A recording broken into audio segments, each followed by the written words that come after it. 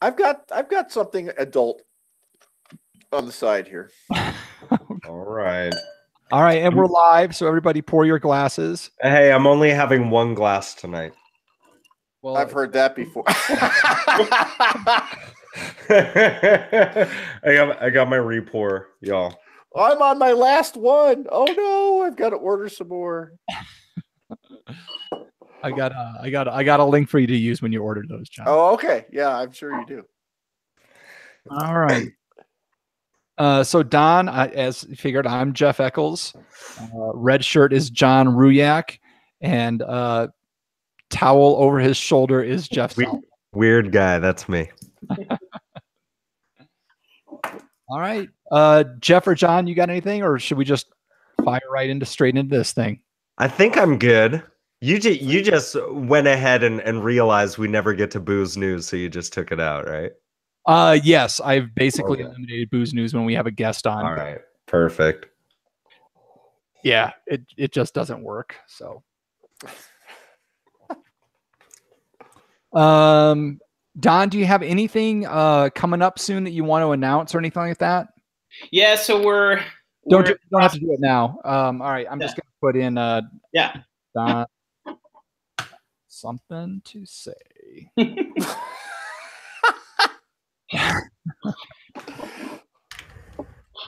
Jeff's probably gonna put up that he's got some videos coming out that won't happen. Jeff will think of something. Boom, boom, boom. Boom, boom, boom. Don Morton's got a story. Okay. All right. Yeah, here we go. All right. It's our full-on meltdown. All right. Here. Oh, I hope my sound's working. Let's see. Did you guys hear that? Yep. Yeah. All right. Yeah. So Don, at some point in the show, somebody's going to say smoked whale testicles. Okay. That's the prize word. It's just, episode 1, John Ruyak brought a story about an Icelandic brewery that was brewing beer with smoked whale testicles in it, and we were all like, "Okay, so this is setting the tone of our podcast, obviously." And then the next week, somebody asked John, "Oh, do you have anything about smoked whale testicles?" And it's just there's been one episode in 172 where somebody hasn't said smoked whale testicles. Good. Well, I have a lot of questions about that. So do some whales. And then at the end of the show, I'll say thanks again for joining us at the We Like Drinking podcast. And then we all kind of sing-songy say, "Where you'll never drink alone." And we all punch our cameras. Got it. Again, it started in single digits. I don't know how it got started, but apparently we don't like to let things go. So, all right. And I got this. All right, here we go, guys. Hey, this is Bianca Bosker. I'm the author of the new book, Cork Dork, and you're listening to the We Like Drinking podcast, where you never drink alone. At the sound of the tone, the official We Like Drinking time will be 5 o'clock. Commence consumption.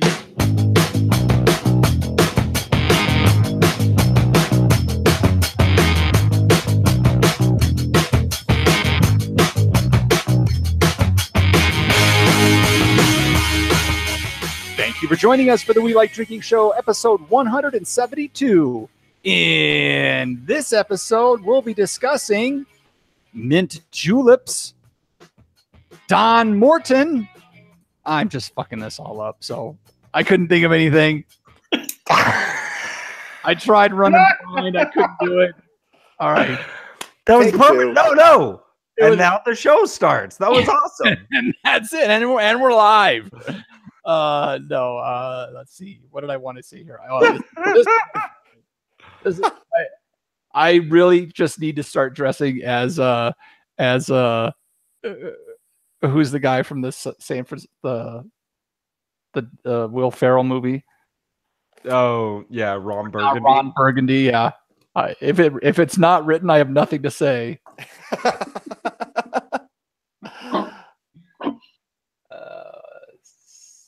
I'm gonna spell this wrong.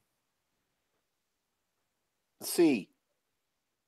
Oh, he couldn't even spell fashions, so it's all right. I'm banging away on my keyboard with no. All right. Fix it. No. All right, let me try this again. All right. Fashions. Were we drinking bell bottoms? You beat me to the punch. Bell bottoms is always the punchline, right? All right. Hold on. I need a drink. I've got some Bermuda length gym shorts on. Bermuda shorts. Yeah, I've got a I've got a what was that one? A Big Johnson t-shirt from the early 1990s. It's been a while since those. You could probably get good money for that. Oh yeah. That you know, sell that on eBay for at least $7. I pit like stains and all. I like obvious puns and misogyny as much as the next person.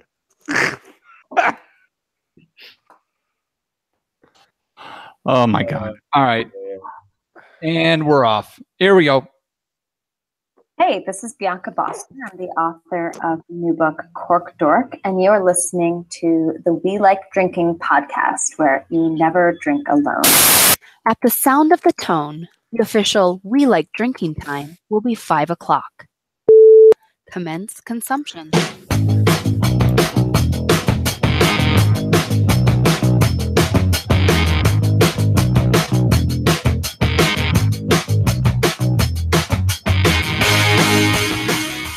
Thank you for joining us for the We Like Drinking Show, episode 172. In this episode, we'll be discussing mixing old fashions, Sazeracs, and we're going to hang out in the Shrub District. So crack open your beer, uncork that wine, and let's get drinking! Drinking! Oh my goodness! I think our guest just threw out his emptied his cup and just filled it with straight bourbon to get through what just happened to kick the show off. So, thank you. Is there something wrong with having straight bourbon in your cup? No, not at all. I mean, that's highly recommended if you're. Maybe I was in the wrong place. So, cheers, my podcast drinking friends, and welcome to Happy Hour 172 of the award-winning We Like Drinking Show. The podcast that reminds people that drinking beer and wine is supposed to be fun, and that even through the laughs, you can still learn about your favorite beverages, including old fashions. So, folks, Jeff Solomon. Yeah. At this time of the show, what do we like to ask our listeners to do? Yeah, I asked that, you know, while you're looking at our show in your favorite podcast catcher app, you're reading the notes that we have right there for you. While you're at it, go ahead and scroll down to where you see you can give us a rating and review.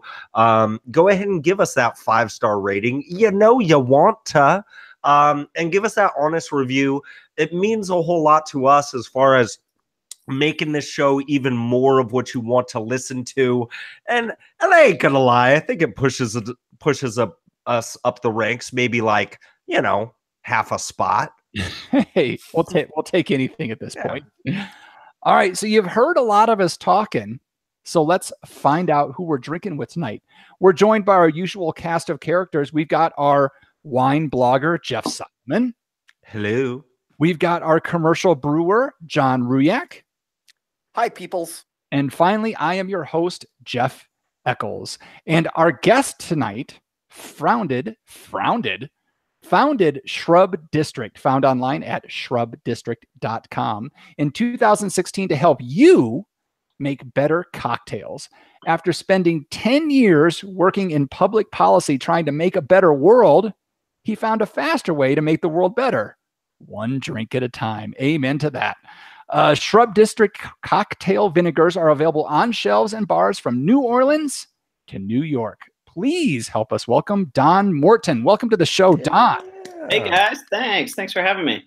Absolutely. I'm excited for this one because, like, a lot of times I don't know what to do. Like, I know vodka and Red Bull or, you know, something along like that, gin, tonic. But I don't know how to make a whole lot of special drinks, even an old fashioned or something like that. I wouldn't be able to make that on my own. So I'm excited to have you here to educate us on how to do this stuff. John, you look like you're itching to say something. Eccles, you don't know how to make a rum and coke? That's got big sugar in it, and Jeff Solomon would whip me brutally if he found out I was drinking. That's right. I have been known to go around and just I hang out at bars and I wait for somebody to order something with a high sugar content and I knock that shit out of their hands. And smash raw eggs over their heads. Yeah, and then I blame it on the next guy and I am out. Uber, get here soon. Get here soon. Get here soon. You mash that speed up button. Oh, okay. So let's Don, welcome to the show again. Yeah. I'm curious, what's in your glass this evening? Well, tonight I'm actually drinking I'm in New York City at the moment, so I'm drinking a New York bourbon from McKinsey, and they're based out in the Finger Lakes area. Great young craft distillery, making really nice rye. I think a couple years ago they released one of the first 5-year ryes that you've seen out of the Young Distiller set. So it's really exciting to see that. And so this is my first time trying the bourbon. It's delightful. Lots of oak on it. Nice. Yeah. McKinsey. Honestly, did you guys know that they were making bourbon in Finger Lakes? No. I thought it was all Riesling. I was just gonna say, I do know, I've been on one distillery tour in my life at St. George's in Alameda, and I know that when they were making Hangar One vodka, they were making it with Viognier grapes, and so I was just wondering, I bet you there might be some distillery action, doing some cool brandies, with some Riesling up there, right? It's interesting because I think a lot of the whiskey guys are sticking closer to their sort of more traditional mash bills. I mean, obviously with the bourbon, you got to throw a bunch of corn in there. I'd love to see a bourbon or a brandy renaissance here in the States. We're starting to get some stuff down near my home territory in DC. We've got some friends like Catoctin Creek that's making some all fruit brandies and things like that. Especially in the cocktail space, being able to play with those eau de vie, those real fruit flavors. But, to be honest, in cocktails, you got to get the price point down, right? Because, we're making a ton of drinks. You're not going to spend $50 on an apple brandy and then, put it in a Jack Rose. So trying to find really, good value, high quality, domestic brandies is tough. They're mostly sold in 375 milliliter bottles and, pour it over ice and call it a night. Yeah. But we're getting there. Excellent. So, well, okay. I was gonna ask about distillery stuff, but let's move on to I want to know what's in your glass, John. Oh, me? I am drinking a Gruet Reserve Red Blend. It's a still wine from Gruet.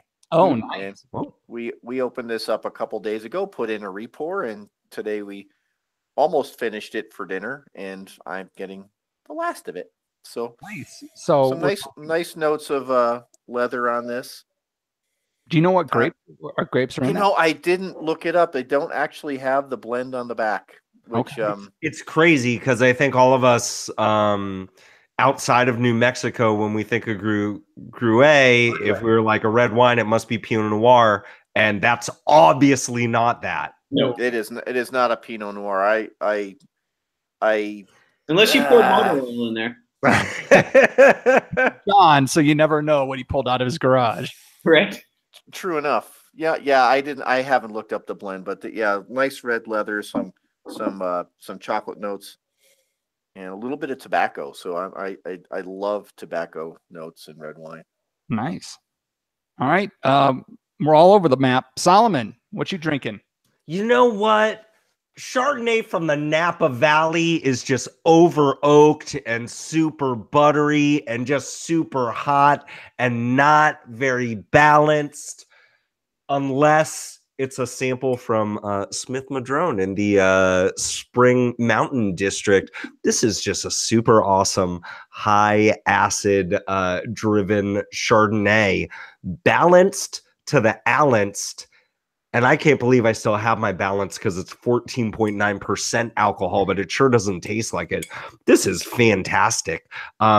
Very, very much in that like, you know, lean, like mineral driven sense. I'm liking this a lot. Wow. $35. Nice. I didn't pay that much, but $35. Nice. And you know, I woke up this morning to an inch of snow on the ground, and then I think it was 70. So just a typical Colorado April day. What do you drink with weather like that, Jeff? Well, yeah, that's the thing. Is like at this point, I'd want some of that Finger Lakes Riesling or something, but I have the Cabernet Sauvignon that I opened up last night when I had the fireplace on because it was like 30 degrees outside. So I've got this Rutherford Cabernet Sauvignon. It doesn't quite fit the weather tonight, but you know, it's gonna work. Cabernet was a bad choice. Okay, so Don, you've led such a fascinating life already. It really makes me shameful of what I've done with my life to this point. So you're creating policy. You're working in the government. You're working in think tanks. You're changing the world. And then one day, and you're a bartender as well during all this time. Yes. Mm-hmm. All right. And you start to see a problem that I think a lot of us have seen, that most of the mixes that we have are by roses, you know, lime juice or cran, or, you know, whatever the red stuff that they have, red number 5. And so there's not a lot of high quality mixers out there. That's right. So you say, F it, I'm out. I'm going to go start making stuff. Yeah, it was a combination of a couple of things. I mean, I was working right before I launched Shrub District, working on domestic manufacturing policy. So we were looking at trying to bring, you know, domestic manufacturing back to the U.S. You know, how do we create jobs making things in, you know, in the states, throughout the country, get people back to work. You know, and I'm obviously like, I'm a product of the Great Recession, right? So I went to grad school right as the Great Recession started, and you know that affected a lot of people my age, where you're sort of watching, okay, well, where are the jobs going to come from? You know, so I took that in a policy route, but then you know there's a more personal thing about it, which is how do you know create your own value? Mm-hmm. So as I was working on this stuff and trying to figure out, you know, how we can make a difference, you know, I had started working on this side project, and I've always made cocktail ingredients for my home bar and for various bars. And, you know, I started to decide, well, you know, why can't we just do this, put stuff in bottles and then sell it to people? We can create jobs and, you know, do all this stuff, maybe thinking globally, acting locally, but, you know, with a real value driver, both for, you know, the folks who work for Shrub District, myself, and for our customers, to bring really great classic cocktail oriented mixers to the home, so that we don't have to like run around looking for limes when you have guests over and you want to make some margaritas, or, you know, trying to futz with 6 bottles and 12 glasses and equipment while you're making old fashioned, or, you know, that kind of stuff. So that's sort of the premise, and you know, the fans like it, so we keep making it. That's awesome. Yeah, and I love like some of the mixes that you have. Really, John and I were talking about before the show, and we're like, where on earth did you come up with some of this stuff? Like the blueberry basil is one that I'm like super interested in. Yeah. You know, we got apple nutmeg, we've got just grapefruit, the award-winning Just Grapefruit. Yeah, we won a Good Food Award for that in January, recognizing sustainable, responsible sourcing. It's something we, you know, really care about. But, you know, the most important thing is flavor.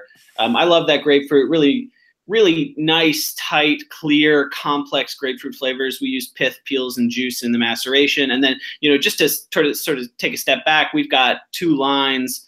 Our Shrub District line, Shrub is a vinegar-based fruit syrup. So that's basically the sour side. So all those flavors that you just were talking about are going to be tart and sweet, just like a lot of the great sour cocktails you're probably familiar with: margaritas, daiquiris, gimlets, mojitos, punch, that kind of stuff.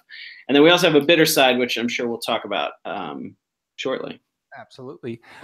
Jeff or John, did you have any questions? Because otherwise I'm going to take all the time. Well, look, I mean, while we're talking about flavors and we're talking about classic cocktails and these awesome combinations, I mean, I think I was thrown a little bit off guard in the sense of like, is this going to be good? It must be good. It has to be good.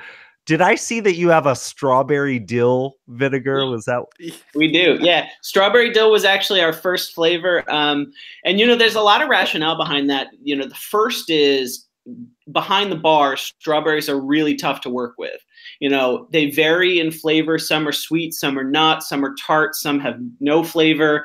When you're, say, muddling strawberries behind the bar, all you end up with a bunch of pith and water, and and then you have to sort of strain it out or weed it out of your teeth. You can make syrups out of it, and that's one approach. But just like when you guys taste like some really gritty, unfiltered wines and stuff, it's not a pleasant experience, when you drink a cocktail and you've got a bunch of fruit pith and shredded mint and all this stuff in your drink. So what we're trying to do is take those flavors, really concentrate them, and then our bartender friends, clients, customers, whatever, can use, say, a 1/4 ounce, 1/2 ounce to add that strawberry character to a cocktail. And then at home, you can take, a full ounce and 2 ounces of tequila and shake up a strawberry daiquiri, maybe a little splash of lime, and you're done. 1 step, 2 steps, ice, great cocktails. Which I think is just so great, like especially for the home use. I just think it's phenomenal. John. Well, I get as a brewer, I'm interested in the actual process of producing the vinegars. The shrubs? Can you just go into that for a little bit? Sure. So we do a maceration. So we're taking fresh fruit, herbs, and spices. We're macerating them in an organic white vinegar. I chose organic white because, well, one, we're all about the fruit. So we want a neutral base in order to highlight that fruit. We've made some more exotic shrubs using, say, white wine vinegars from different regions. I particularly like rice wine vinegar. At scale, we're looking at, how we capture that fruit. So organic white's really nice. Plus, we can control pH. And hit our targets because different fruits bring different acidities. When we're working with the citrus side of the equation, the grapefruits, limes, we do a lemon and orange, basically shelf-stable sours for acids for our bar customers with our waste products. And then, that allows us to make sure we can stay shelf-stable. And then it's all about, extracting flavors, filtering, clarifying, balancing, bottling. So, so I noticed one of them was barrel aged for a bit. Yeah, or apple nutmeg. Right. So, do you end up blending different maceration tons and balancing? Yeah, to get the right flavors. I'd like to. We're as we're scaling up production, we're in our 3rd year now, so it's all about laying down product, and much like sort of the whiskey distillers out there, you stuff changes over time. So one of the things we're doing that's really cool is we're starting to partner with some local distilleries, local to us, to say age our vinegars in their used barrels and things like that. I think we're going to get some really interesting characteristics there. The chemical reactions will be really fun to watch, and then we'll get to see, say doing pineapple allspice and spent rum barrels. How does that come out? Is it the tiki thing that you really, really can't live without? We'll see. So, what's the timeline for starting one of your products from maceration to bottling? We have a 2-week process, and then what we focus on is, so we have a week-long maceration, and then it's fining and filtering takes a week.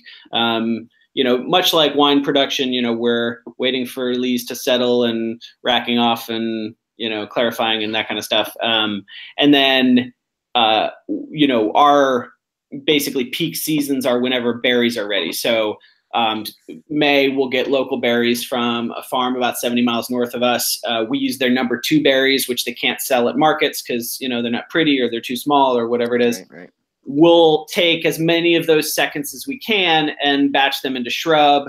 We'll lay that down, rest it a little bit, and then bottle it over the year so that we have product for bartenders, say, heading into 2018 strawberry season, so that, we can pop up on spring menus around the country and people have early access to real fruit at its peak. And a bonus from the number 2 strawberries is seconds the best. I learned that at a very young age. Seconds the best. Unless it's a guacamole contest. Oh, F that. Hey, man, I got 1 week. I am taking them down. Hey, hold on 1 second, Jeff. Just sir. A little plug here. So again, folks, we're talking to Don Morton from Shrub District. And folks, one of the cool things about this is basically any of the vinegars that you're looking for, 8-ounce bottle, $10. Now some of the other mixers are, I think they're 8-ounce for $12, but they're same price, whatever you're looking for at shrubdistrict.com. So really cool and really easy way to get through it. So Jeff Solomon, go. Yeah, I just like to have a little fun and go into that way back machine a little bit. So, you're working in public policy in DC and you're bartending. And so I'd like to have this vision. So don't ruin this vision that you have a lot of that you have a lot of politicians that you might be speaking to face about policies, and then maybe they head on over, and see you at the bar later on. Sometimes it's the same day. And so I think you're probably more qualified to speak on this than anybody else. If you could pair one cocktail with one politician, what would it be and why? Oh, that is a really interesting question. Living or dead? Oh, it doesn't matter. I'm sure a lot of dead ones got wheeled in. Or out.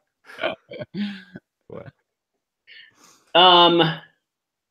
So I think what I would do is I would serve Cuba Libres to John F. Kennedy during Bay of Pigs.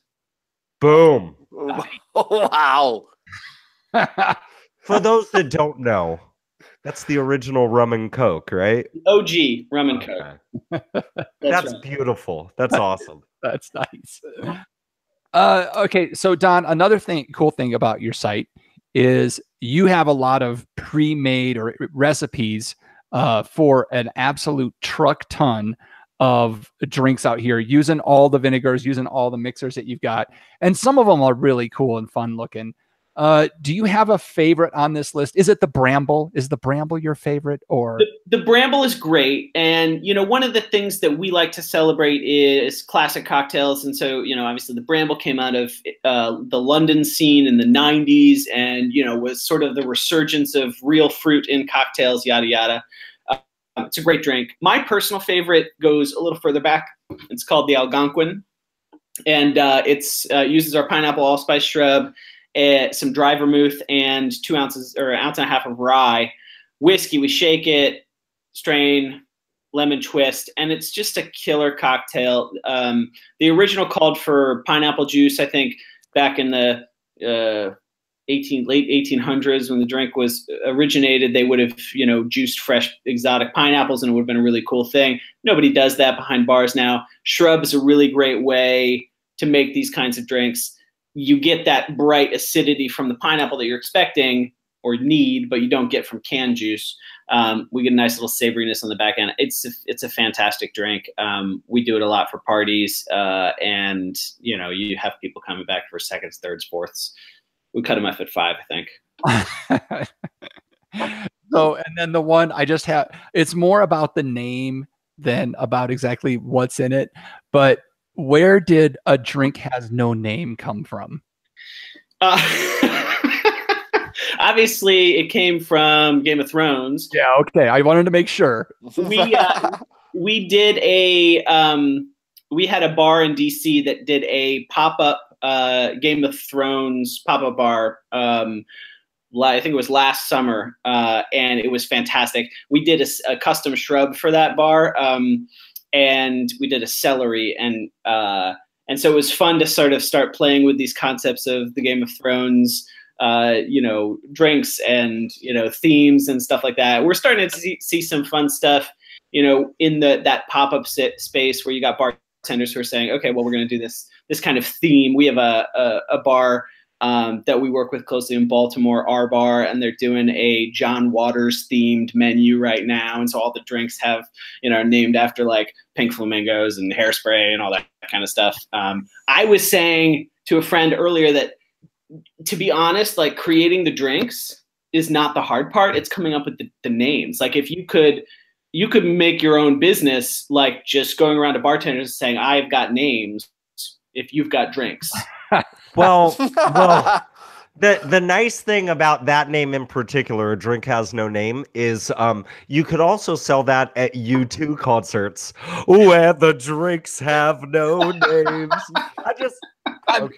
Oh, of course, the dude that worked in the record store goes there. I tell you, when I said A Drink Has No Name, 3/4 of our listeners immediately went, ba ba ba ba ba ba ba ba ba. It just started in.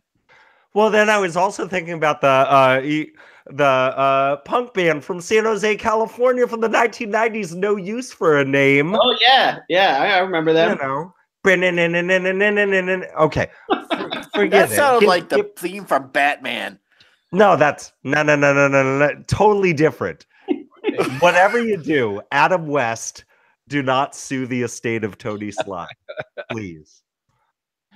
Jeff, I think you had another question, or you're going to tell Don how to run his business better. Well, that's usually what I do. No, let me ask you this. As somebody who, the only cocktail that I ever make with any frequency, which means once about every 3 months, is a gin martini. And I think I do it pretty goddamn well. Everybody listening at home, swerving right now. Did he say G? Yes, I did. Okay, so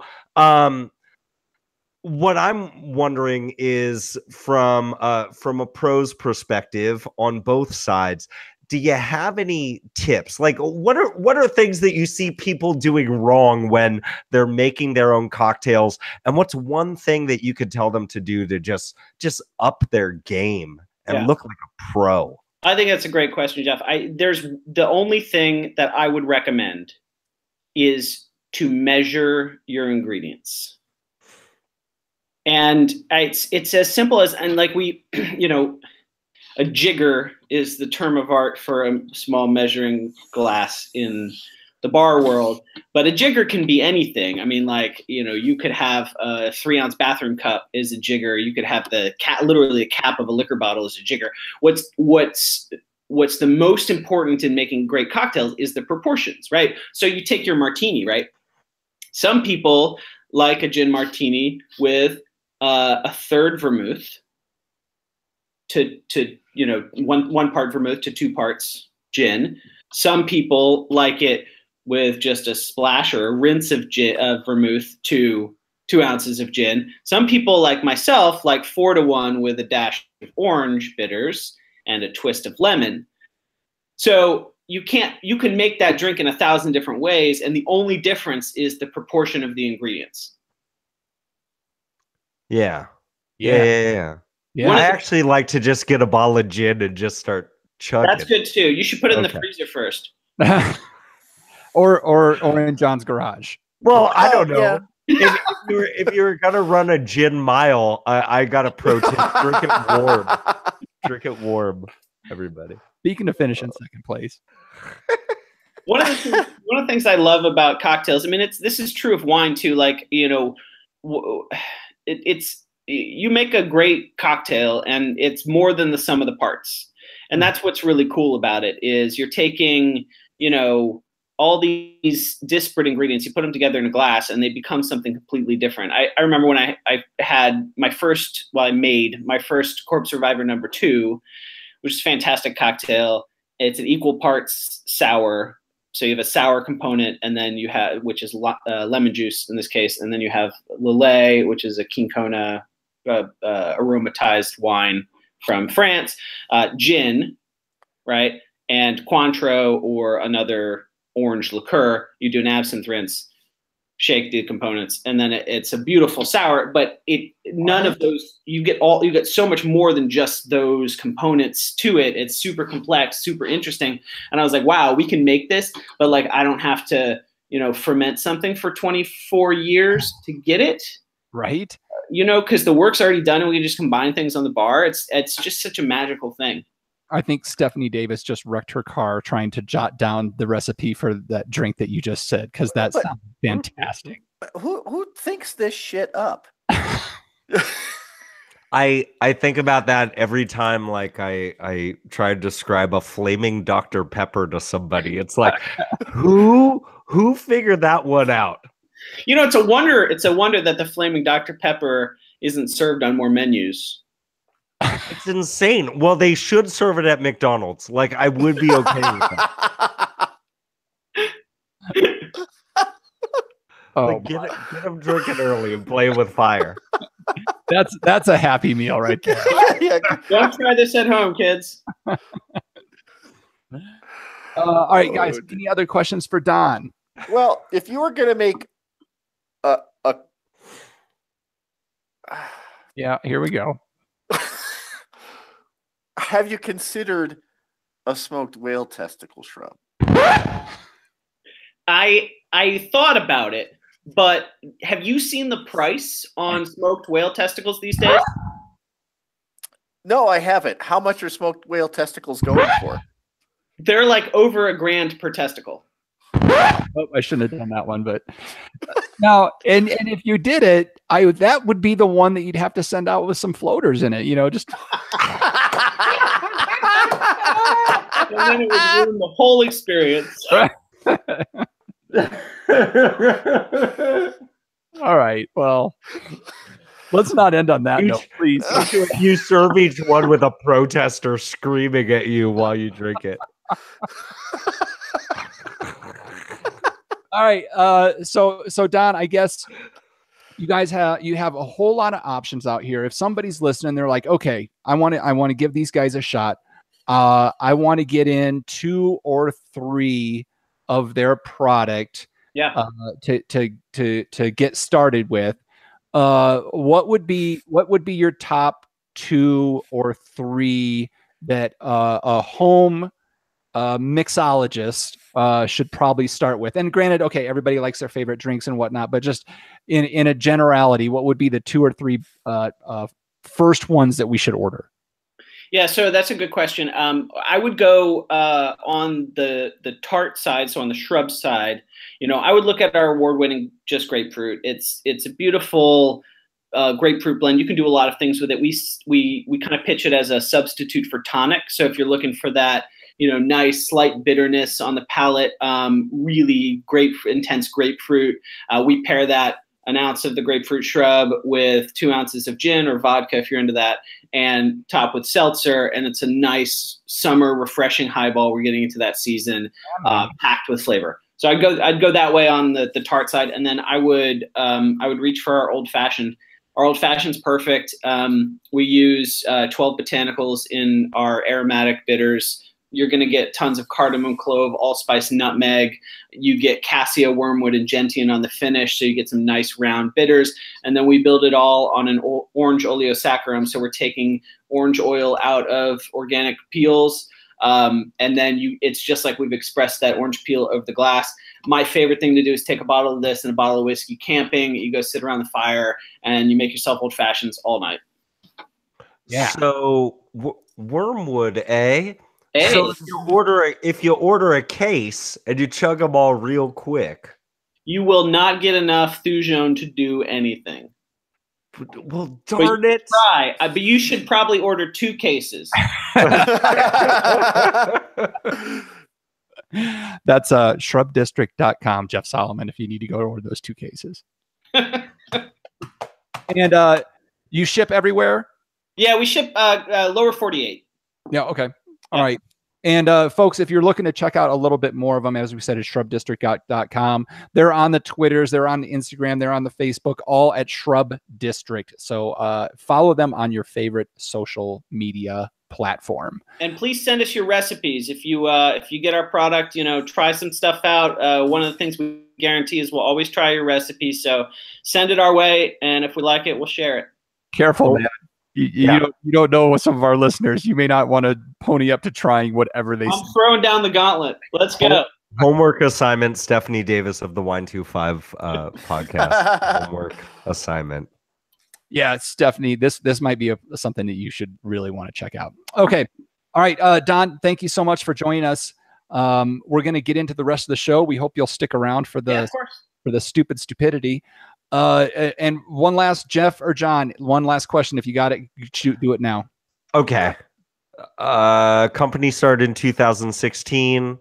Left public policy to start the company. Was there any like major events happening in 2016 that made you say like, I think I need to change? I don't know what you're talking about. Yeah. All right. What was happening in 2016? It couldn't have been like a major political debacle. I mean, event. What was it called? Yeah. I think I actually got influenced by Russian spam bots on Facebook, and they were like, "Please start this company," and I was like, "Okay." Whatever the case, worked out for the better. We kind of foresaw people needed a drink, so yeah, right. All right, excellent, Don. Again, thanks for joining us. Here we go with the chaos, and we're going to start it by classing up the joint with.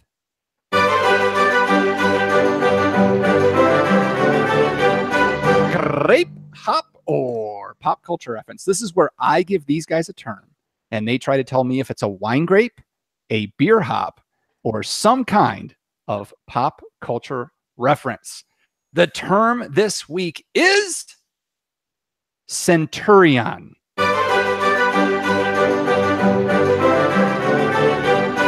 So a centurion, a wine grape, a beer hop, or a pop culture reference.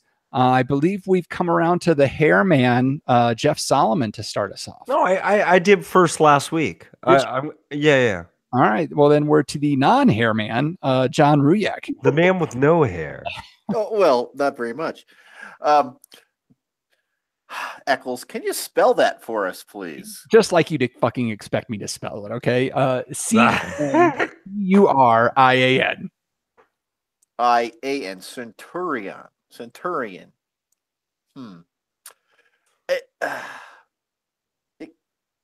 No, wait a minute. I was thinking like Battlestar Galactica, where those guys had that red light going back and forth, but those were Cylons, not Centurions. They were Cylons. Cylons. Okay. And then those guys that fought in like the Colosseum in Rome. I like how you fight. Yeah. We're here. I've got a pen now. So those guys. By the way, it looks like he's mimicking like hitting a hi-hat on a drum kit. Like that's how John fights. Okay. So those were centurions, right? No, centurions led 100 soldiers. Anyway, centurion. I don't know. I'm going with pop culture reference. None of that makes sense. Gonna punt, ladies and gentlemen. Go with pop culture reference. Don. I liked John's sort of thought process. Till it fell off the planet. It's not. I don't think it's like French enough or Italian enough to be a grape. So I'm gonna go hop. Okay. All right. Good deduction. Jeff Solomon, the guy that has me figured out. Yes. Centurion. I cannot help but think about a centaur, which is half man, half horse. And then I just start to think like, and it's like, honestly, like Centurion, like, you know, that could be the name of like, if you ordered all 100 drinks at this bar, then you are a Centurion. Like it could be something like that. But it's too general to really be a pop culture reference. I am also going to go with our esteemed guest, Dawn of the Shrub District. I'm going to say Centurion is a hop. I'm going to say it's a dual purpose hop, Ooh. a la a centaur. So it's got alpha acids and like around like 15%. Okay. Yeah. I loved everybody working it out in their heads. Centurion is in fact a wine grape. What? Come on. Created in 1975 in California. Oh, that was some nerd in Davis. Like, check this out. It's a crossing between Carignan and a separate crossing of Cabernet Sauvignon and Grenache.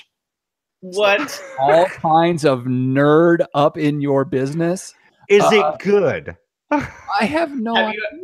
Have you ever had a wine made from it, Jeff? I have not. I searched Google and found it and said that's what I'm using. It's predominantly grown in Central California, though, Jeff Solomon, I think. Really? So it's in your $2 chuck. There you go. We've probably all had it. Yeah. So all right, Centurion. Go talk to Gruet. It's in a red blend. All right, good job, everybody. All right, well, let's keep the train moving and get right into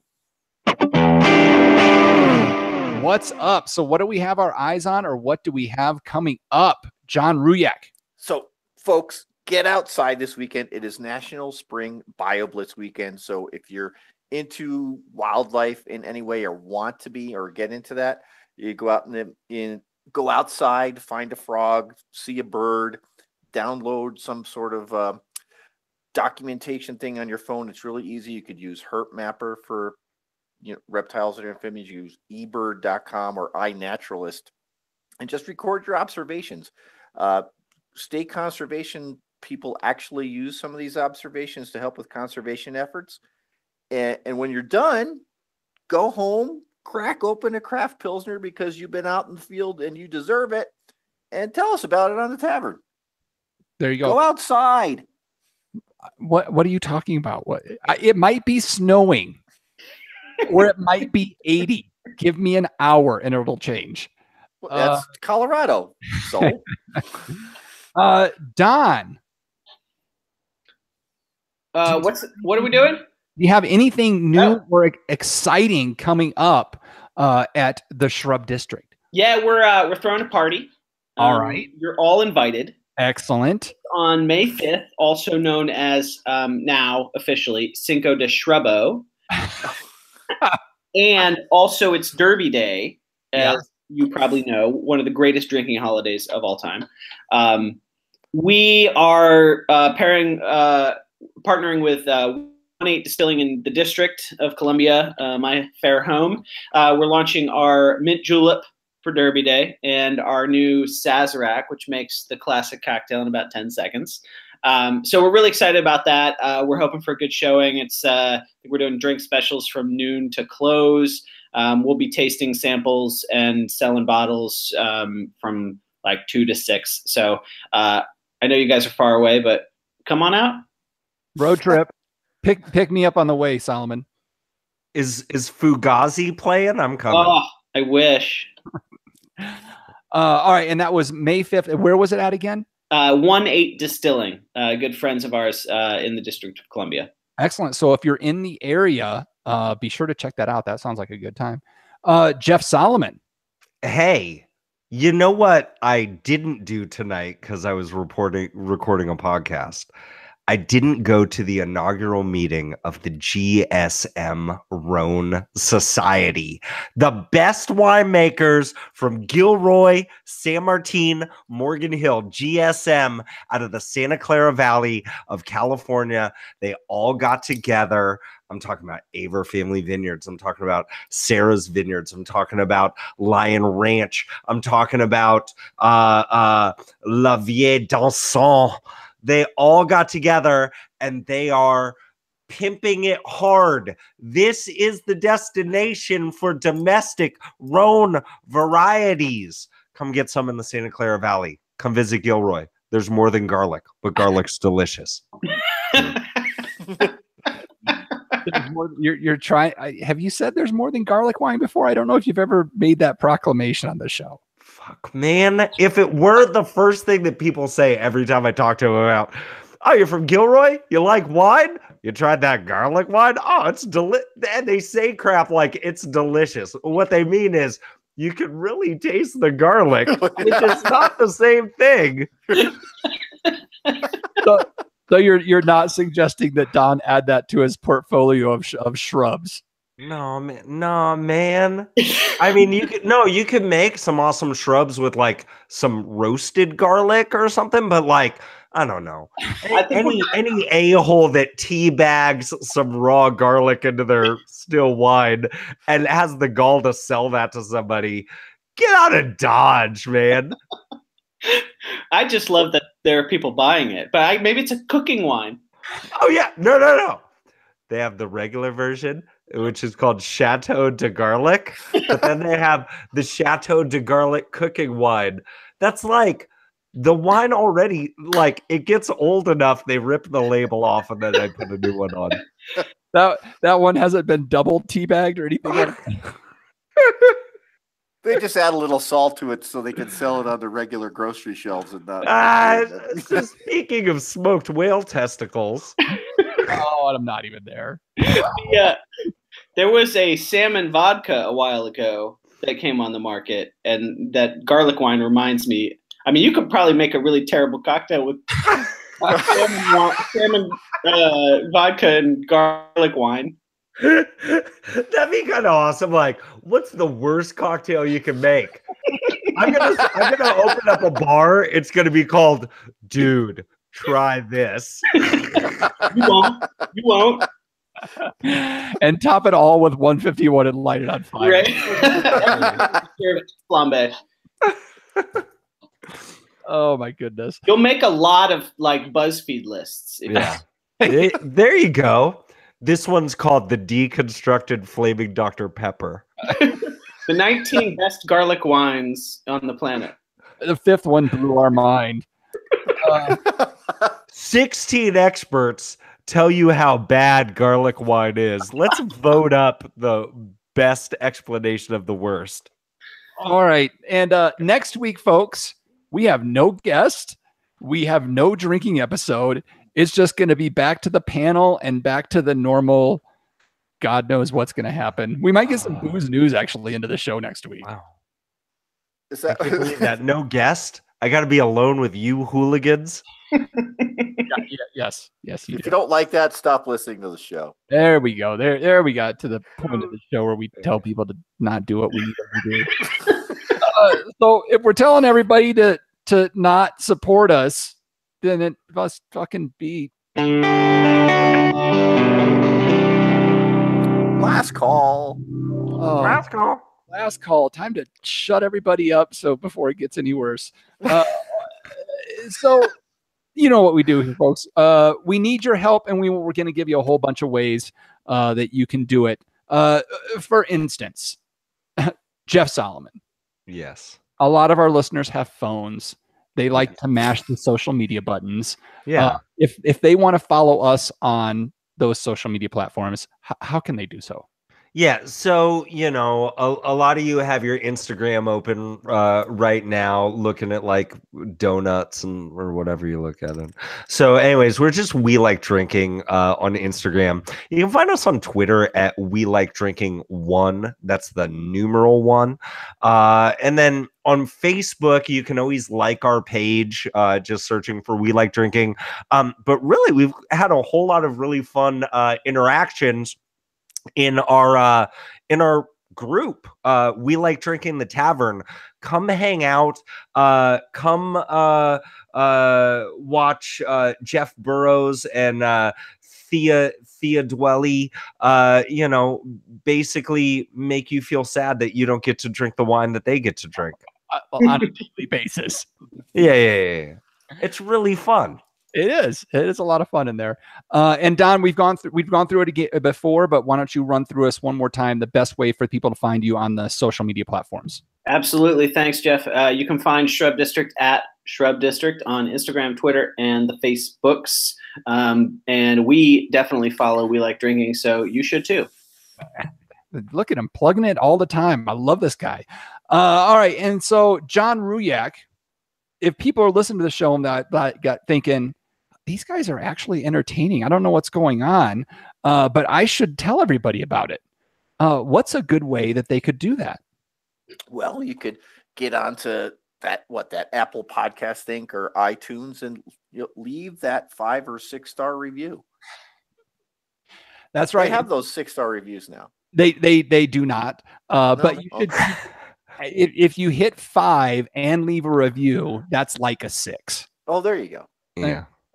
And if that's not enough, folks, if you're saying, okay, I've done all that, I need to do more, you can consider becoming a Patreon to the show. And that's where you give us money on a monthly basis and we keep the lights on.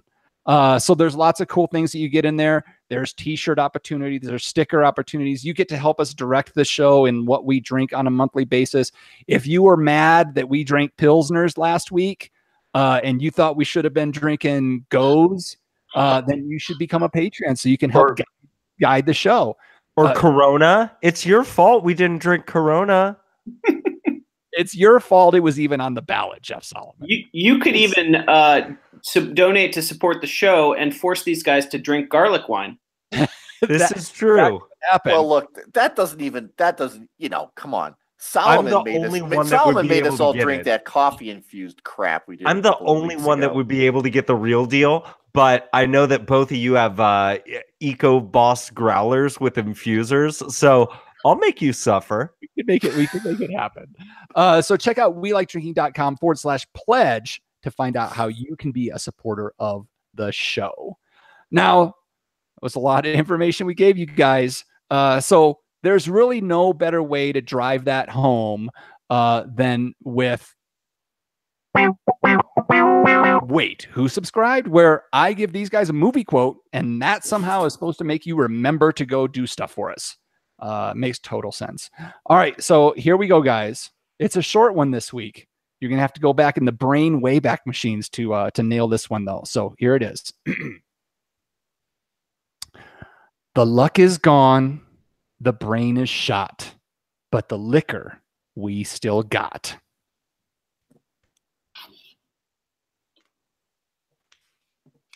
Like I said, it's a quick one. You're going to be mad when you hear the show. And Jeff Solomon's going to talk about how horrible a movie it is. All right. Let's see. And a movie? What's that? The show and a movie? This was from a movie. Okay. All right. So Jeff Solomon, you're going to start this one out. Dude, give me that one more time. Okay. Seriously. I should see if I can get my accent right, but I won't. So the luck is gone. The brain is shot. But the liquor we still got. I have no idea. No clue? I have no idea. Okay. So I'm gonna say it's MTV's The Diary featuring Snoop Dogg. You think you know, but you have no idea. All right. Pie in the what? Don, any idea? I'm reaching here. Maybe it's Animal House. Okay. All right. There's an option there. John Ruyak. Well, I was thinking, what's that Tom Cruise movie where he's a bartender? What is Cocktail? Is that your guess, John? It couldn't have been called Cocktail. It's not Cocktail. It's probably Top Gun. No, Cocktail was the name of the movie. Is that your guess, John? It is my guess. Oh, that's my guess too. Cocktail.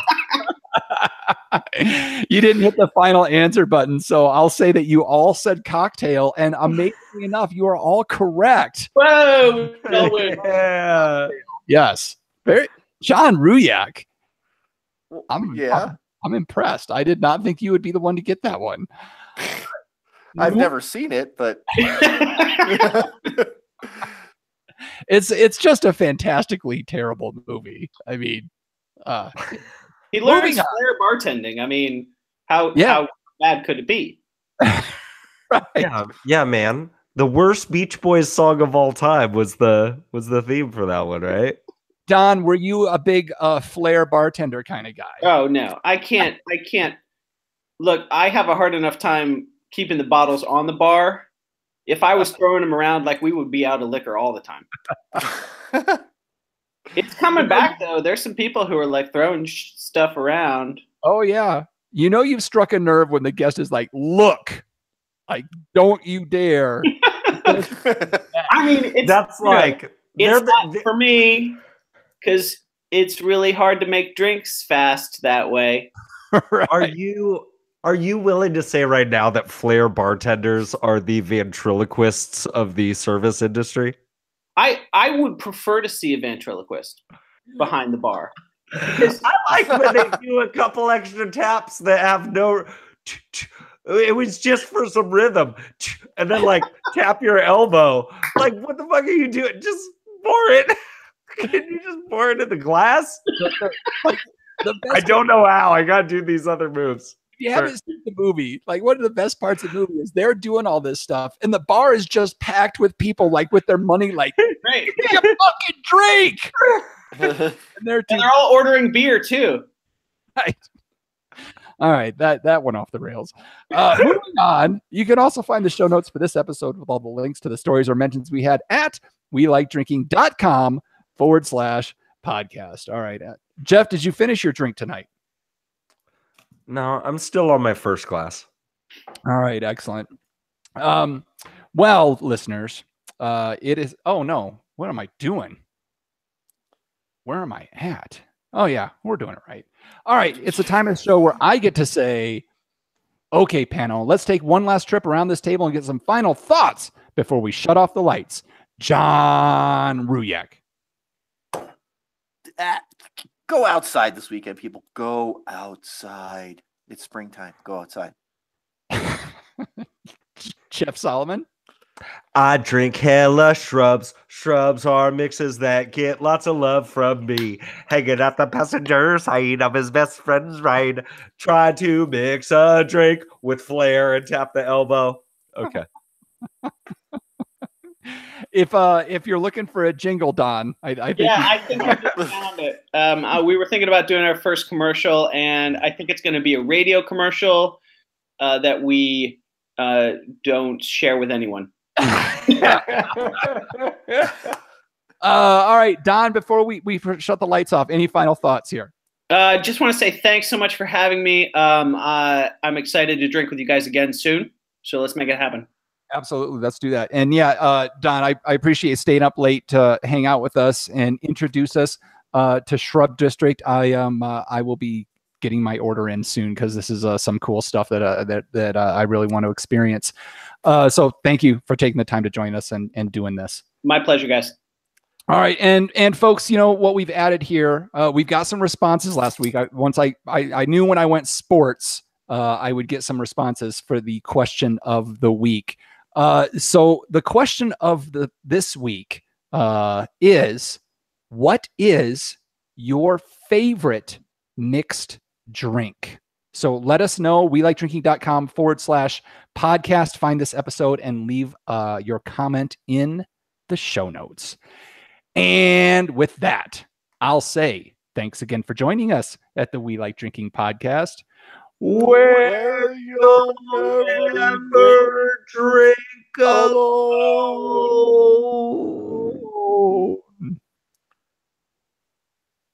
And clear. Awesome. Thanks, guys. That was fun. Let me stop this.